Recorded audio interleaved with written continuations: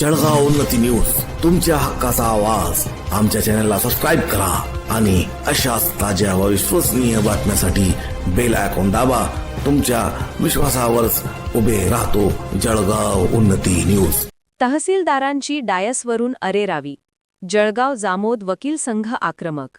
जळगाव जामोद तालुक्यातील महसूल न्यायालयीन कामकाजात होत असलेल्या गैरवर्तनाविरोधात जळगाव जामोद वकील संघाने आता आक्रमक पवित्रा घेतला आहे. विद्यमान तहसीलदार श्री पवन पाटील यांच्याकडून वकिलांना मिळणारी वागणूक आणि न्यायालयीन शिष्टाचाराचे उल्लंघन होत असल्याचा आरोप करत वकील संघाने त्यांच्याविरुद्ध कायदेशीर कारवाईची मागणी केली आहे. डायसवरून शर्टच्या बाह्या खोचणे आणि अरेरावी. वकील संघाने उपविभागीय अधिकाऱ्यांकडे सादर केलेल्या निवेदनात तहसीलदारांच्या वर्तनावर गंभीर बोट ठेवले आहे. निवेदनानुसार कामकाजादरम्यान तहसीलदार वकिलांशी उद्धटपणे बोलतात.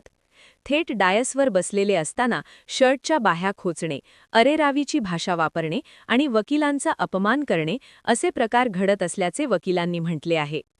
पक्षकारांचे म्हणणे पूर्णपणे न ऐकता केवळ तारखा देणे आणि मागील तारखेचे आदेश पारित करणे असे गंभीर आरोप ॲड करीन खान आणि ॲड दत्ता खेडेकर यांनी केले आहेत. न्यायालयीन शिष्टाचाराला न शोभणारे हे वर्तन असून यामुळे न्यायव्यवस्थेच्या प्रतिष्ठेला बाधा पोहोचत आहे. अशा अधिकाऱ्यांवर त्वरित शिस्तभंग विषयक कारवाई होणे गरजेचे आहे. वकील संघ जळगाव जामोद.